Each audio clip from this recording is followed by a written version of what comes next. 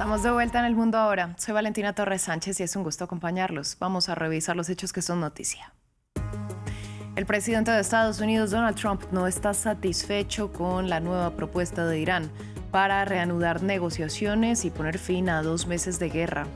En el día 60 del conflicto, la Casa Blanca informó oficialmente al Congreso que considera que la guerra en Irán ha terminado. Entró en vigor de forma provisional el acuerdo comercial entre la Unión Europea y Mercosur. Esto a la espera de una ratificación definitiva del Parlamento Europeo, mientras el Tribunal de Justicia del bloque decide sobre la legalidad de este pacto. Masivas protestas se han registrado en diversas ciudades del mundo por el Día Internacional de los Trabajadores.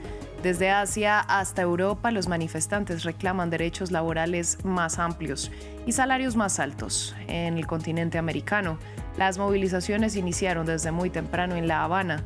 Se reportaron también marchas en Venezuela, México y Colombia. Tenemos reporte.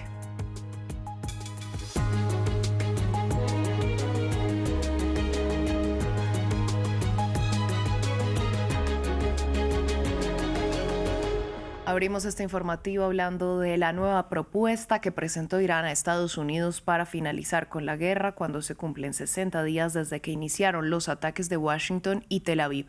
El presidente Donald Trump dijo estar insatisfecho con los términos presentados en el nuevo plan iraní que fue entregado con la mediación de Pakistán. La noticia llega el mismo día en que la Casa Blanca informó al Congreso que considera que la guerra en Irán terminó. Previamente, nuestra corresponsal Carolina Valladares nos reportó sobre el estado de las negociaciones. Sí, la propuesta la dio a conocer el ministro de Exteriores de Irán, quien dijo que la entregó a última hora de la noche a los intermediarios pakistaníes, puesto que Pakistán está ejerciendo de país intermediario entre Irán y Estados Unidos, y también dijo que había espacio para la vía diplomática. Mientras aquí en Washington, hace apenas minutos, el presidente Trump, cuando se disponía a marcharse a Mar a Lago y coger el Marine One, dijo ante los reporteros que se encontraba no satisfecho, no está satisfecho. El presidente dice, no dejó claro si ha leído o no la propuesta, pero sí, él personalmente, pero sí ha dicho que la están evaluando. Se ha quejado de que la parte iraní no es consistente, que un político dice una cosa, que luego otro dice otra cosa, pero claro, él mismo ha dicho en estas palabras ante la prensa que Estados Unidos, según él, ha liquidado la cúpula política iraní, así como las Fuerzas Armadas. Así que ello explica, según Trump, la falta de consenso en la parte iraní. Mientras los iraníes y los estadounidenses tendrán que llegar a un consenso no solamente sobre un potencial acuerdo sobre el programa nuclear iraní, sino es que además hay que llegar a un acuerdo sobre qué va a pasar con el doble bloqueo del estrecho de Hormuz, y también una situación que está llevando, como llevamos insistiendo estos días, a unos precios del barril de Brent nunca visto desde hace 4 años. Mientras, es importante mencionar que los demócratas, en concreto el senador por Connecticut, Richard Blumenthal, está alertando de que, según él y según documentos de inteligencia que ha visto, podría haber un ataque inminente por parte de Estados Unidos. En Líbano continuaron los ataques israelíes contra el sur del país y la respuesta de Hezbollah hacia las localidades del norte de Israel. A pesar del alto el fuego, 6 personas murieron en ataques contra la aldea libanesa de Habush y otras 4 fallecieron por bombardeos contra diferentes localidades. Entre tanto, Hezbollah emitió varias comunicaciones donde informó haber lanzado drones y cohetes contra posiciones militares israelíes que dejaron 2 soldados heridos. Vamos a Italia. Unas 3.500 personas han tenido que ser evacuadas en la región de la Toscana por un incendio que inició hace más de 24 horas. Más de 800 hectáreas han sido arrasadas hasta el momento por el fuego en las montañas situadas entre las ciudades de Lucca y Pisa.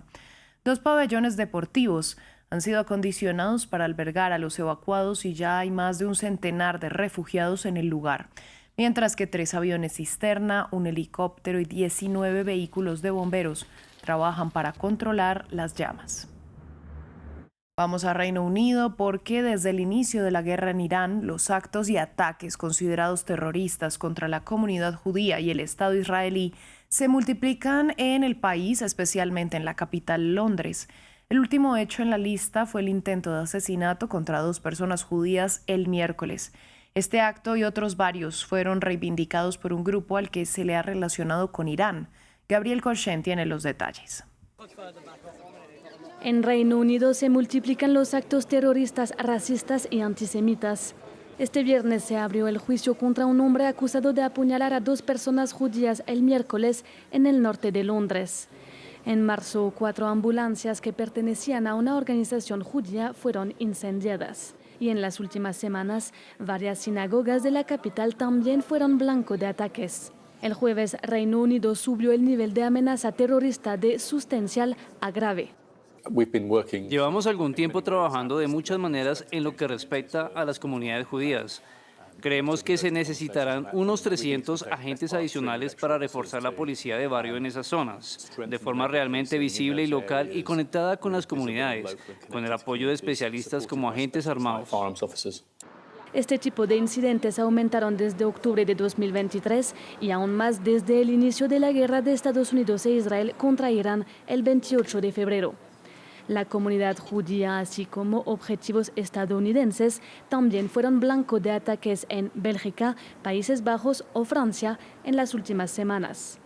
Muchos de estos fueron reivindicados por el grupo Harakat Ashab al-Yamin al-Islamiyya, una organización que estaría vinculada con Irán y que apareció en Telegram en marzo, poco después del inicio de la guerra, anunciando el comienzo de sus operaciones militares contra intereses estadounidenses e israelíes en todo el mundo. Según un reporte publicado el 23 de marzo por el Centro Internacional para la Lucha contra el Terrorismo, si bien el grupo podría haber reivindicado varios de estos ataques de forma oportunista, está cada vez más claro que Irán respalda estos actos terroristas en Europa. Aunque no hay pruebas inequívocas de la implicación iraní en la serie de atentados en Bélgica, Países Bajos y Reino Unido, las circunstancias que los rodean, en particular el sospechoso rastro digital, incluida la difusión a través de cuentas estrechamente vinculadas al ecosistema del Cuerpo de los Guardianes de la Revolución, apuntan claramente a una actividad respaldada por Irán. Según la organización, estos ataques hacen parte de una tendencia de guerra híbrida en la que personas locales, muchas veces jóvenes, son reclutados a cambio de sumas de dinero relativamente pequeñas. Tras 25 años de negociación, entró en vigor provisionalmente el Acuerdo de Libre Comercio entre la Unión Europea y el bloque suramericano Mercosur. Un tratado con fuertes críticos como los ecologistas y algunos agricultores europeos que denuncian una competencia injusta debido al bajo precio de los productos suramericanos importados. Sin embargo, aún es necesario el visto bueno del Tribunal de Justicia de la Unión Europea para que la implementación del acuerdo sea permanente. Los detalles con Samuel Salgado Castro. Entra en vigor provisionalmente el controvertido acuerdo de libre comercio entre la Unión Europea y el bloque suramericano Mercosur. La clave del tratado, la eliminación del 91% de los aranceles a las exportaciones europeas y el 92% a las de Mercosur. Los partidarios europeos del acuerdo, entre ellos Alemania y España, afirman que ayudará a compensar el impacto de los aranceles impuestos por el presidente estadounidense Donald Trump, una postura difundida por el presidente de Brasil, Luis Inácio Lula da Silva. Después de que el presidente Trump tomara la medida que tomó, imponiendo aranceles unilateralmente a todo el mundo, la respuesta que la Unión Europea y Brasil dieron al mundo fue que no hay nada mejor que creer en el ejercicio de la democracia, en el multilateralismo y en las relaciones cordiales entre las naciones. En oposición, los ecologistas aseguran que incrementará la destrucción de la selva tropical en Brasil, y Francia y otros países críticos argumentan que el acuerdo de libre comercio aumentará las importaciones de carne y azúcar baratas a Europa, perjudicando a los agricultores nacionales. Pero Europa también ampliará su mercado gracias a la exportación de automóviles, vino, queso, minerales y vegetales. Este acuerdo de libre comercio, el mayor en la historia de la Unión Europea, fue cerrado por Bruselas en enero por la presidenta de la Comisión Europea tras 25 años de negociación. Los beneficios son reales y visibles a partir de ahora. Los aranceles comienzan a bajar, las empresas están obteniendo acceso a nuevos mercados, los inversores tienen la previsibilidad que necesitan. La aplicación provisional mostrará los beneficios tangibles del acuerdo.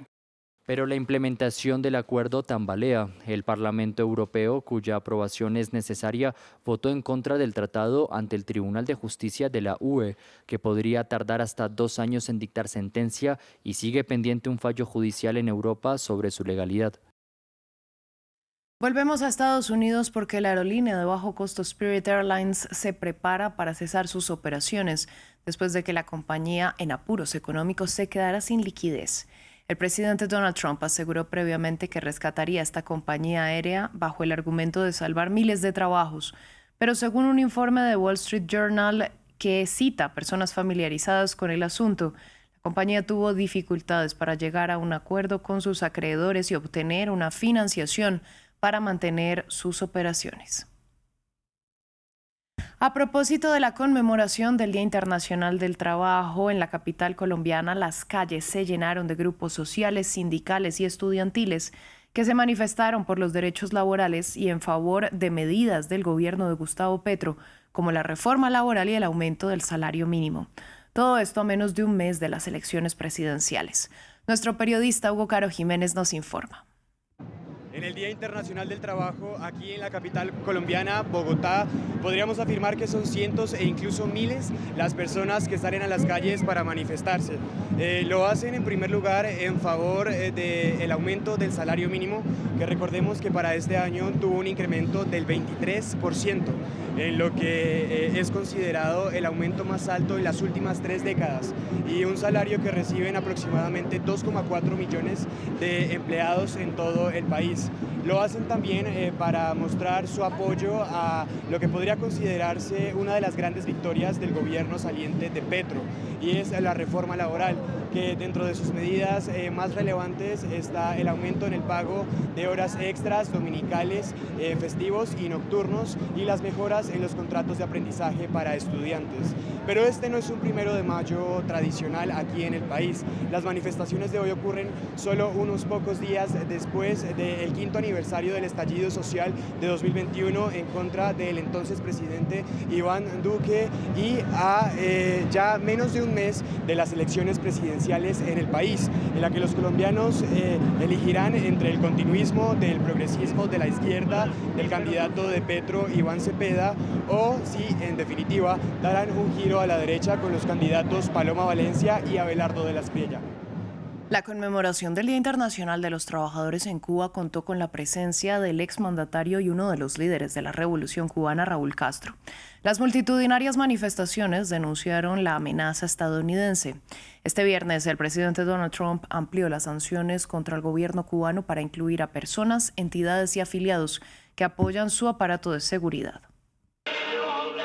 Desde el amanecer, en el horizonte de La Habana, miles de personas comenzaron una movilización por las calles de la capital cubana para celebrar el Día Internacional de los Trabajadores.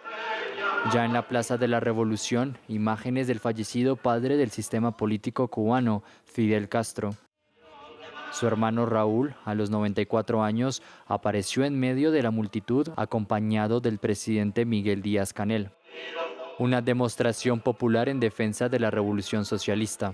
Tener la oportunidad de participar en el desfile del 1 de mayo es reafirmar mi identidad como cubano, reafirmar mis principios y la convicción de que indistintamente de lo dura que puedan ser las circunstancias y de lo adversas que pueden ser las condiciones tanto internacionales como nacionales, siempre va a sobresalir la defensa de nuestros ideales, de nuestra identidad como cubanos y de nuestros valores por encima de cualquier adversidad de tipo económico. El 1 de mayo es un día sagrado en Cuba. El gobierno busca mostrar unidad política con la sociedad, aún más en medio de las amenazas de intervención militar de Estados Unidos que presiona por reformas en la economía estatal cubana. Queremos la paz, por supuesto que queremos la paz, pero si llegara en algún momento a intervenir nuestro país, pues la defenderemos todos los cubanos que estamos hoy aquí presentes. En marzo de 2026, Cuba sufrió apagones a nivel nacional que afectaron a una población de menos de 10 millones de habitantes y paralizaron por completo la actividad económica y los servicios esenciales, consecuencia del embargo de Estados Unidos contra la isla, según el gobierno. Este viernes, el presidente estadounidense Donald Trump firmó órdenes ejecutivas imponiendo más sanciones contra el aparato de seguridad cubano. Así llegamos al final de esta emisión de Noticias en France 24. A ustedes les agradecemos su sintonía. Les recordamos que pueden ampliar todo nuestro contenido en la web france24.com.